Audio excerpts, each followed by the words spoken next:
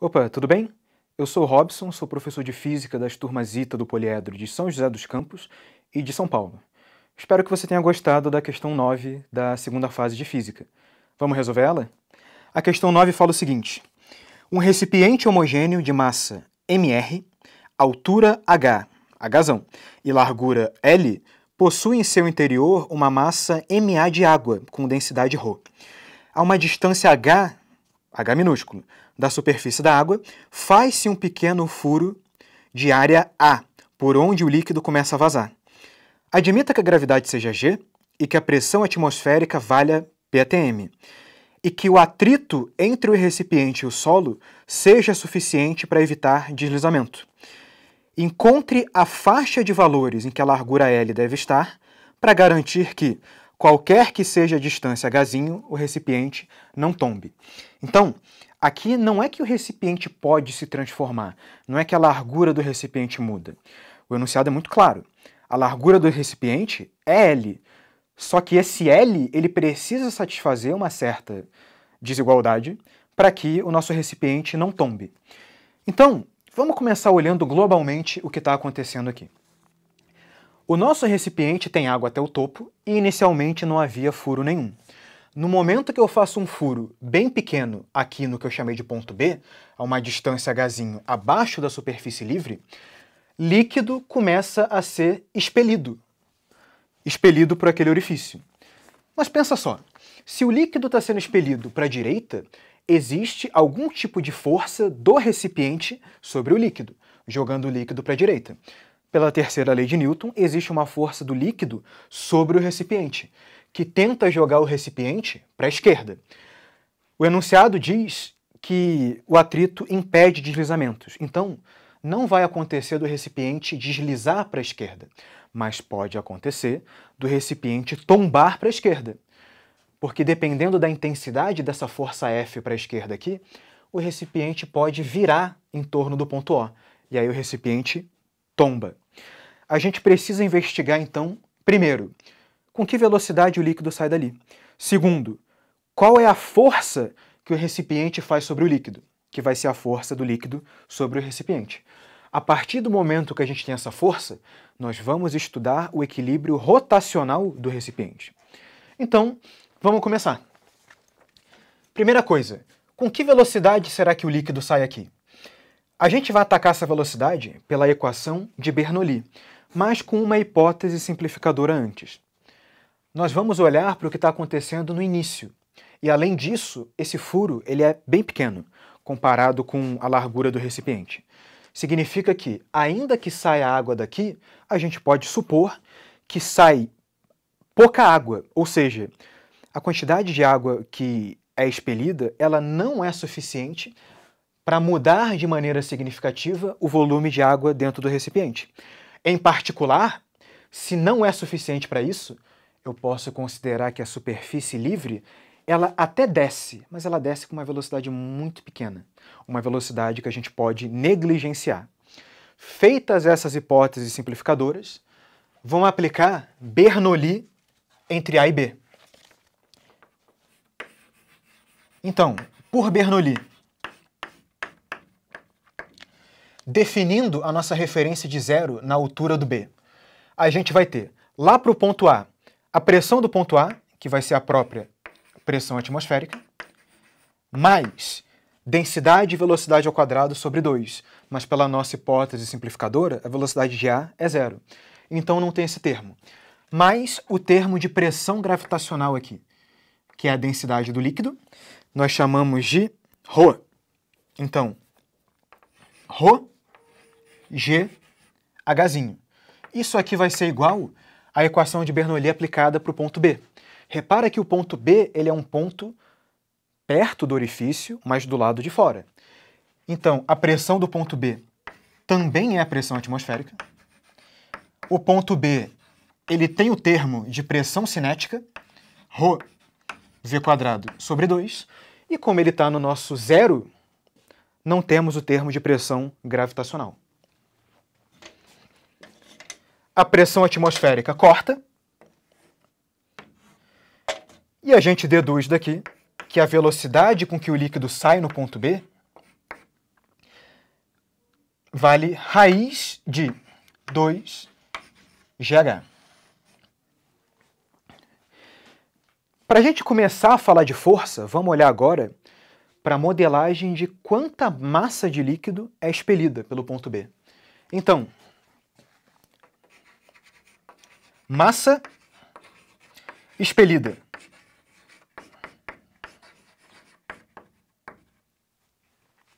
Vamos pensar assim. A massa de água, ela pode ser escrita como a densidade da água vezes a vazão vezes um certo intervalo de tempo genérico que eu estou considerando.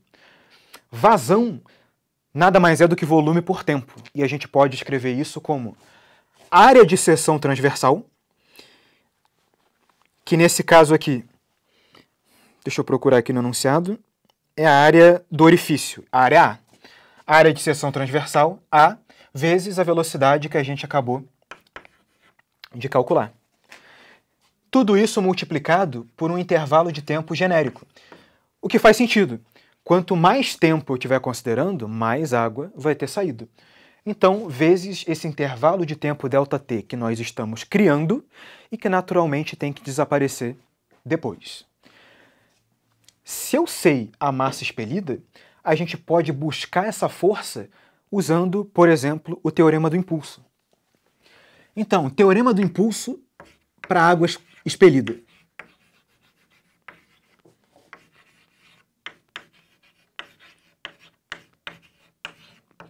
Teorema do impulso. O impulso sobre a água expelida vai ser igual à variação da quantidade de movimento da água expelida. O impulso pode ser escrito como a força que eu estou procurando vezes o intervalo de tempo ΔT em que ela atua. A quantidade de movimento vai ser a final, que depende da nossa velocidade, menos a inicial. A inicial é zero, porque o líquido passa de velocidade zero para a velocidade com que ele é expelido. Então, m, velocidade com que ele é expelido em B, menos zero. Continuando aqui, F vezes ΔT vai ser igual a... Olha o nosso m aqui.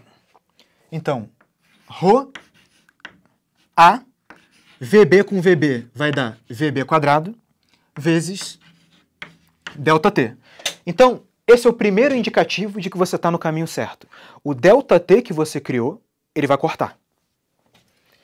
Então, a sua modelagem temporal fez sentido. E aqui a gente fica com F sendo igual a ρ a velocidade de B ao quadrado.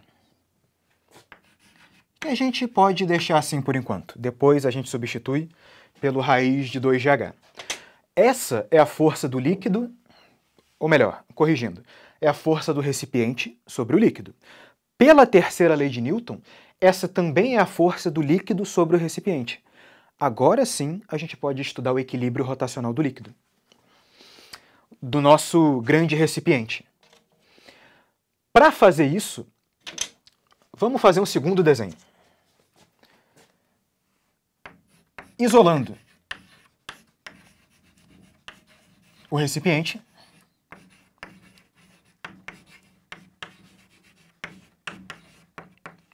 a gente vai ter o seguinte. Vamos colocar uma versão um pouco maior dele.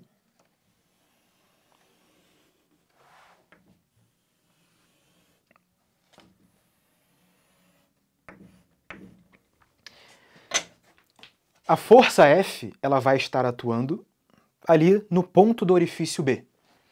Então, a nossa força F está aqui.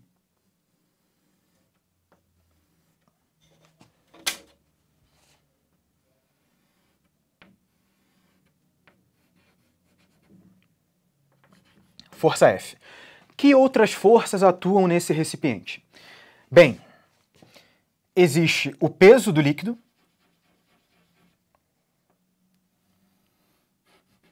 então, como a gente disse que o líquido ele tem densidade MA, ele tem massa MA, esse peso aqui vai ser MA vezes G. Também existe o peso do recipiente. Eu vou colocar um pouco mais embaixo, que vai ser massa do recipiente, mR, vezes G. Se o recipiente for tombar para a esquerda, na iminência dele tombar, o último ponto de contato dele vai ser o ponto que eu chamei de O ali. E se esse é o último ponto de contato com o solo, estão nesse ponto a força de contato N com o solo e a força de atrito para a direita.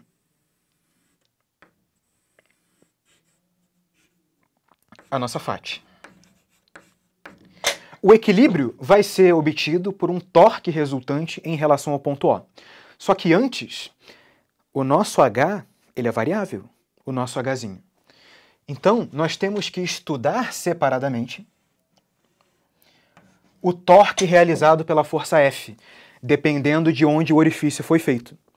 Para a gente proteger o recipiente, como o enunciado diz, qualquer que seja a distância H, a gente tem que encontrar qual é a distância Hzinho aqui que maximiza o torque da força F, no sentido de derrubar.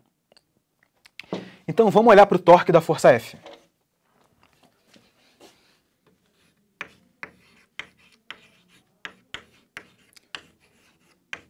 Torque de F. Vamos olhar para o torque em módulo. O torque da força F, ele vai ser a força F multiplicada pelo braço de alavanca dela.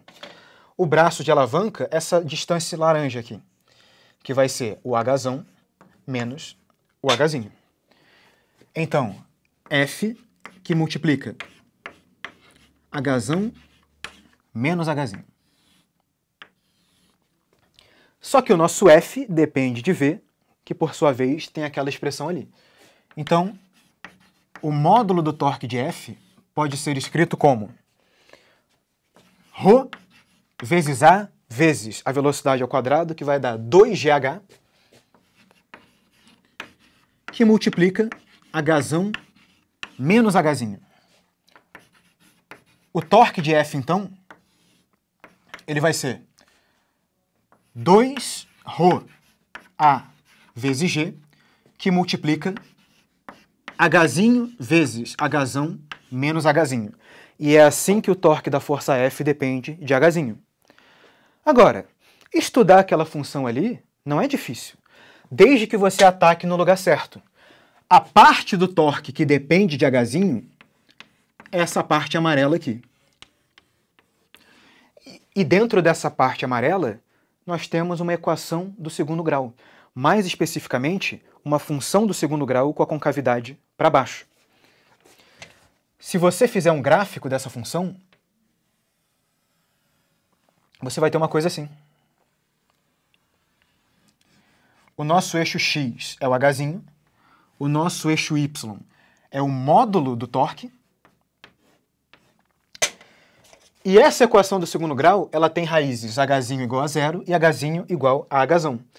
Então, a curva é algo desse tipo.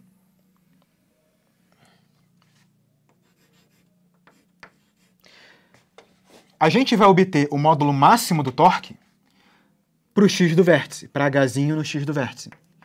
E o x do vértice vai ser exatamente a média aritmética das duas raízes, h sobre 2. Então, se nós usarmos Hzinho igual a Hzão sobre 2, a gente obtém o torque máximo. Aqui embaixo, torque de F em módulo máximo, ele vai ser 2ρAg, Hzão sobre 2, aqui Hzão sobre 2 também. Isso vai dar ρAg Hzão ao quadrado dividido por 2. Agora sim, com esse torque máximo, nós vamos estudar o equilíbrio rotacional do nosso recipiente. Continuando aqui do lado esquerdo.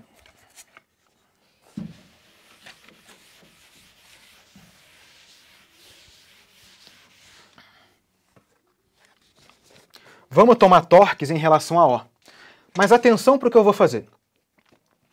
Eu quero que o recipiente não tombe. Então eu gostaria que a tendência do recipiente fosse girar a partir de O no sentido horário. Sentido horário é torque negativo. Então eu vou estudar o equilíbrio assim. Do equilíbrio somatório dos torques em relação a O menor ou igual a zero. Torque resultante no sentido horário aqui. Somatório dos torques em relação a O. Bem, temos alguns torques aqui. Temos o torque da força F, cujo valor máximo já foi calculado, e esse é um torque no sentido anti-horário. E temos o torque desses dois pesos, cujo braço de alavanca, se você completar aqui, vai ser metade da largura do nosso recipiente. Então, o torque de F é positivo, mais ρ A G H quadrado sobre 2. O torque desses pesos aqui, ele é negativo.